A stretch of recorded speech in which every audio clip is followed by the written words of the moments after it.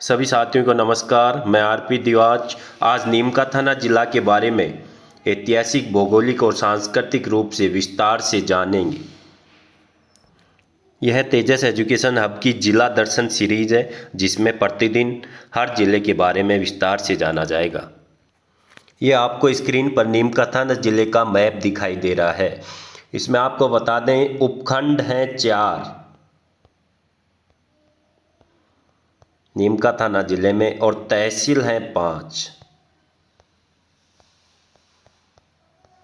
ये देखिए, श्रीमाधोपुर, नीमका थाना, उदयपुर वाटी, खेतड़ी और पाटन। पाटन तहसील है लेकिन ये उपखंड नहीं है। यहाँ स्क्रीन पे देख सकते हैं, ये उपखंड है 4 और ये तहसीलें दी गई हैं इधर 5 तहसील। नीमका थाना जिला 2 जिलों को तोड़ के बनाया गया है, सीकर और झुंझुनू।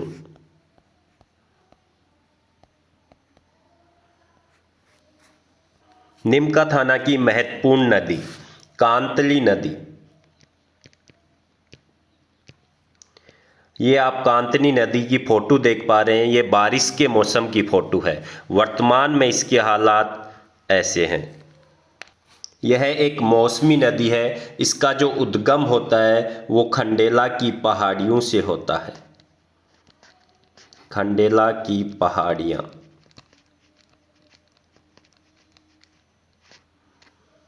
इसका प्रवाही क्षेत्र 3 जिलों में है, सीकर, नीमका थाना और झुंझुनू। इसका जो बेसिन है वो कहलाता है तोरावाटी बेसिन।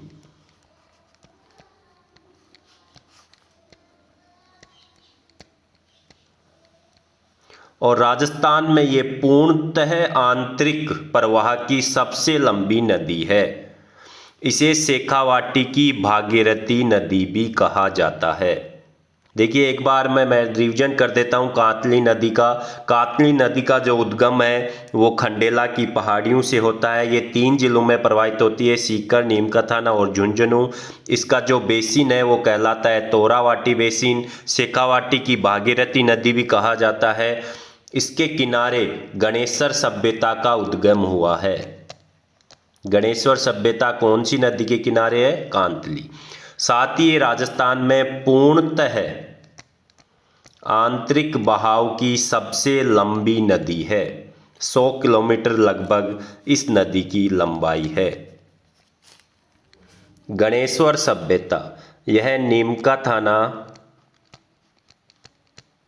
उपखंड में स्थित है। इसकी खोज आरसी अग्रवाल ने की थी।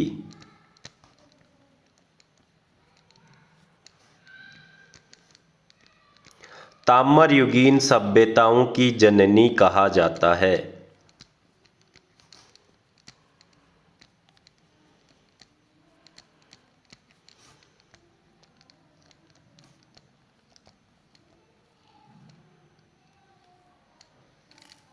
यहाँ से विभिन्न प्रकार के ताम्र उपकरण प्राप्त हुए हैं। इसका जो ये कौन सी नदी के किनारे है? कांतली नदी के किनारे।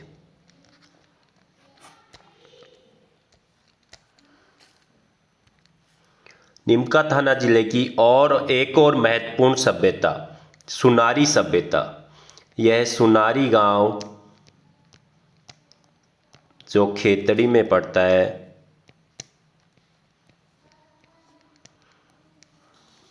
ये भी कांतली नदी के किनारे है। यहाँ से लोह धातु गलाने की भट्टी मिली है।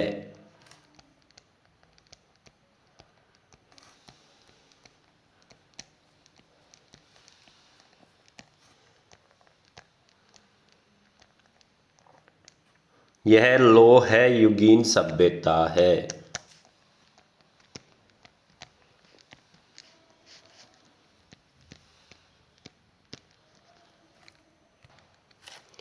नीमका थाना के जो महत्वपूर्ण तीर्थ स्थल हैं उन पर विस्तार से जान लेते हैं। लोहारगल यह उदयपुर वाटी में स्थित है।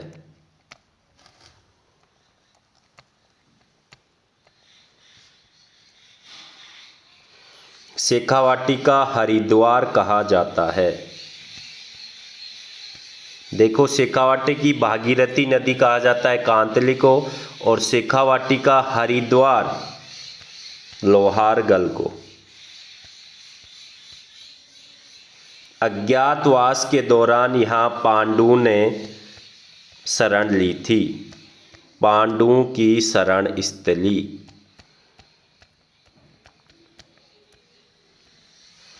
एक और महत्वपूर्ण क्वेश्चन यहाँ से, बाबा मालकेतु की 24 कोसीय परिक्रमा प्रसिद्ध है। कई बार क्वेश्चन पूछा गया है एग्जाम में कि किस तीर्थ स्थल की 24 कोसीय परिक्रमा प्रसिद्ध है। लोहारगल। बाबा मालकेतु पूछा जाता है कि बाबा मालकेतु की पहाड़ियाँ कहाँ हैं, तो ये लोहारगल में है। यहाँ बाबा मालकेतु की तपोस्थली रही है। लोहारगल में सूर्य कुंड है।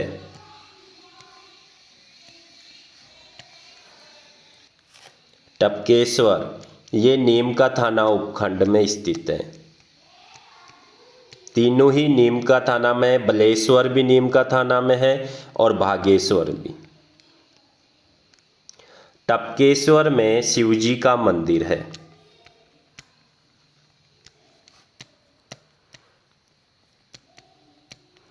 इस गुफा में पानी हर पल टपकता रहता है।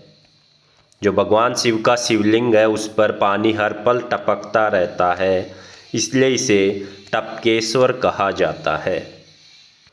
बालेश्वर यहाँ भगवान शिव की बाल प्रतिमा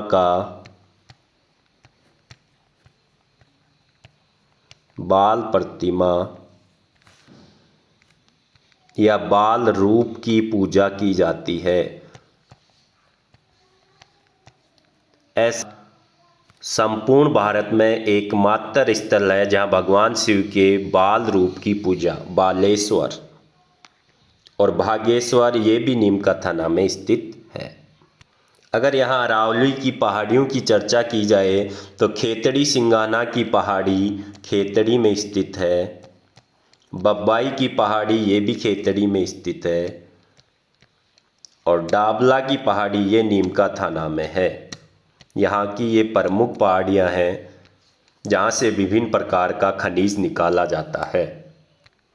अगर खनिजों की बात की जाए तो यहाँ सबसे महत्वपूर्ण है तांबा। तांबा के यहाँ 9 करोड़ टन के भंडार हैं। राजस्थान का नहीं, संपूर्ण भारत का प्रसिद्ध तांबा उत्पादन क्षेत्र है खेतड़ी सिंगाना। तो ये देखिए, यहाँ जो प्रमुख उत्पादन क्षेत्र हैं तांबा के, आपको 1 या 2 खेतड़ी सिंगाना ही याद नहीं करना, संपूर्ण याद करने, क्योंकि रीट के एग्ज़ाम में पूछा गया था। अभी हाल ही में जो रीट की हुई थी उसमें पूछ लिया गया था कि आक वाली किस खनिज के लिए प्रसिद्ध है, तो आक वाली तांबे के लिए प्रसिद्ध है जो खेतड़ी में है। तो आपको ये संपूर्ण याद रखने हैं। देखिए, चांदमारी, मधान, कोल्हन, आकवाली, ढोकवाला, बरखेड़ा, सतकई, पपरना ये तांबा के मुख्य उत्पादन क्षेत्र हैं, जो कि खेतड़ी उपखंड में है। अगर लोहे एस की बात करें तो लोहे एस खेतड़ी में पाया जाता है, डाबला में पाया जाता है, बागोली में पाया जाता है, टोडा चीपलाटा में पाया जाता है। ये सभी नीम का थाना जिले में लोहे एस के प्रमुख उत्पादन क्षेत्र हैं।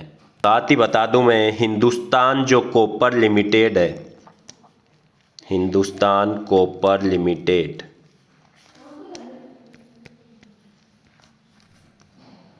वो खेतड़ी में स्थित है, जिसकी स्थापना 1967 में अमेरिका के सहयोग से की गई थी। 1967।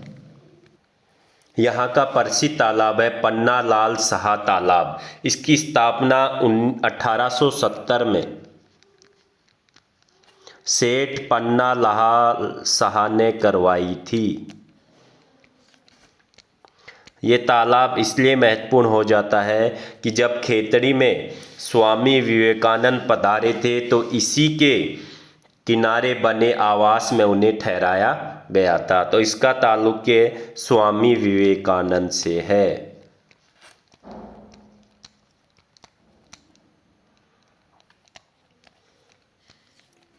ये खेतड़ी में स्थित है।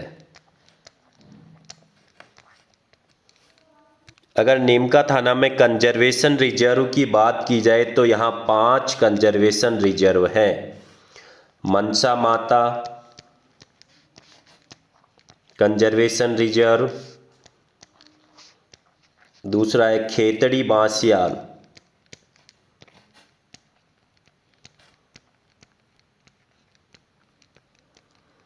खेतड़ी बांसियाल में 2 हैं, एक फर्स्ट और दूसरा सेकंड, इस प्रकार 3 हो गए हैं। और चौथा है साकंबरी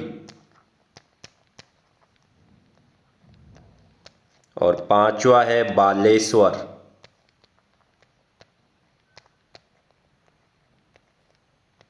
कंजर्वेशन रिजर्व जीवों के संरक्षण, उनके विकास के लिए बनाए जाते हैं। दिवराला सतीकांड 1987 में, जिसने रूप कंवर नामक महिला ने सती की थी। रूप कंवर श्री माधोपुर की है ये।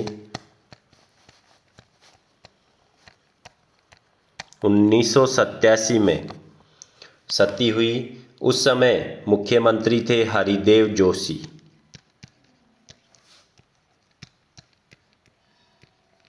और उन्होंने इस हत्याकांड से सबक लेकर सती निवारण अधिनियम बनाया था। हरिदेव जोशी ने सती निवारण अधिनियम 1987 में।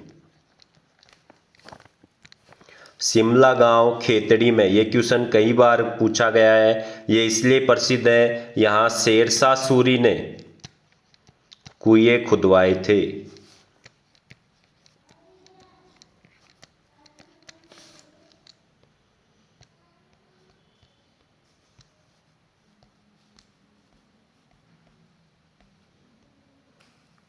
गौरीर गांव खेतड़ी, यहाँ राजस्थान का पहला 100 केवी का सौर ऊर्जा संयंत्र स्थापित किया गया है। 100 किलोवाट का सौर ऊर्जा संयंत्र, ये पहला संयंत्र था राजस्थान का। भोपालगढ़ दुर्ग खेतड़ी, इसका निर्माण 1754 ईस्वी में यहाँ के शासक भोपाल सिंह ने करवाया था।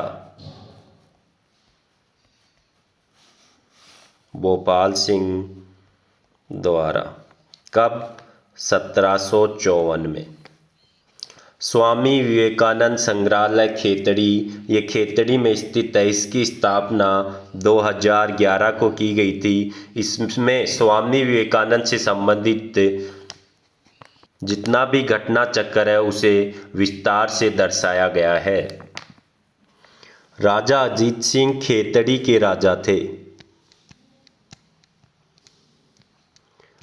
इन्होंने ही नरेंद्र नाथ दत्त को, पहले स्वामी विवेकानंद का नाम नरेंद्र नाथ दत्त था, तो इन्हीं राजा ने इन्हें स्वामी विवेकानंद नाम सुझाया था।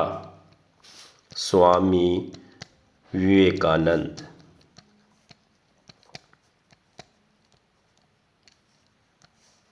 शिकागो धर्म सम्मेलन में भाग लेने के बाद स्वामी विवेकानंद सबसे पहले खेतड़ी में पधारे थे।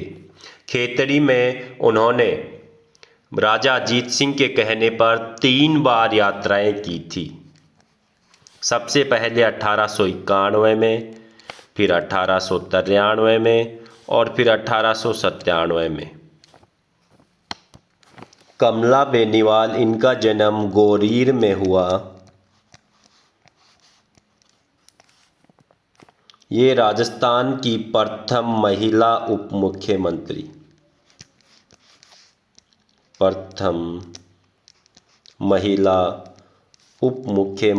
रही। अब दूसरी महिला उप मुख्यमंत्री बन गई हैं दिया कुमारी, और राजस्थान की प्रथम महिला मंत्री होने का भी गौरव प्राप्त है कमला बेनीवाल को। तो यहाँ से 2 क्वेश्चन है। गोरीर की है नीमका थाना जिले से, प्रथम महिला उप मुख्यमंत्री और प्रथम महिला मंत्री। पंडित झाबरमल शर्मा, ये जसरापुर के निवासी हैं। इन्हें पत्रकारिता का भीष्म पितामह कहा जाता है। पत्रकारिता के भीष्म पितामह।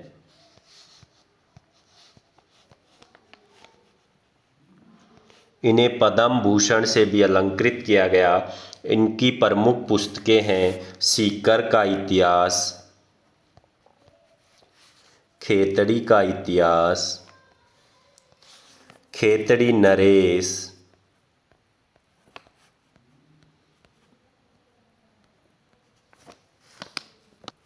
राम नारायण चौधरी, इनका जन्म नीमका थाना जिले में हुआ था।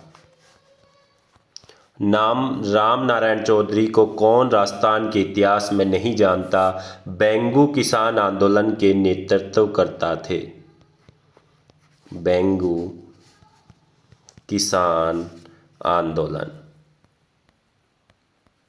इनकी पत्नी का नाम था अंजना देवी चौधरी। ये नया राजस्थान समाचार पत्र के संस्थापक थे। नया राजस्थान समाचार पत्र के संस्थापक। नीमका थाना जिले की जो प्रथम जिला कलेक्टर हैं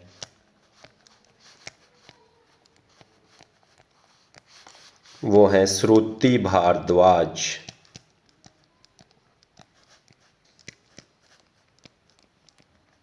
और नीमका थाना जिले के प्रथम एसपी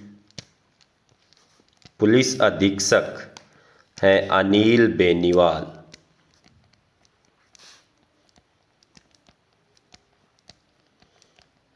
नीमका थाना जिले में कुल विधानसभा सीटें हैं 4।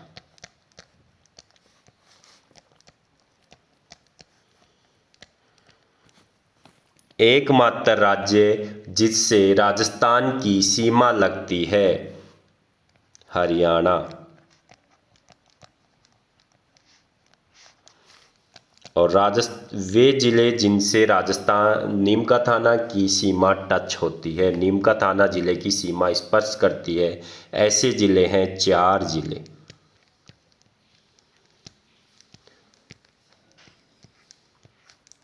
झुंझुनू, सीकर, जयपुर ग्रामीण और कोटपुतली।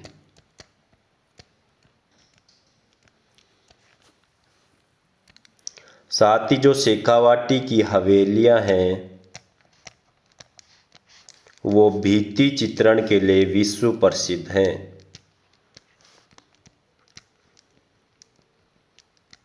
उनमें प्रमुख पंसारी की हवेली, ये श्रीमाधोपुर उपखंड में स्थित है।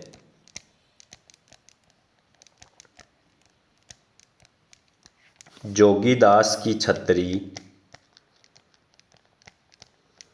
जो उदयपुर वाटी तहसील में स्थित है, जोगीदास छतरी भित्ति चित्रण के लिए प्रसिद्ध है।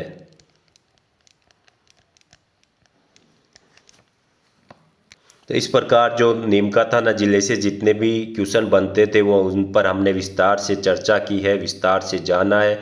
अगर आपको अच्छा लगे तो लाइक शेयर और सब्सक्राइब जरूर कीजिए। धन्यवाद।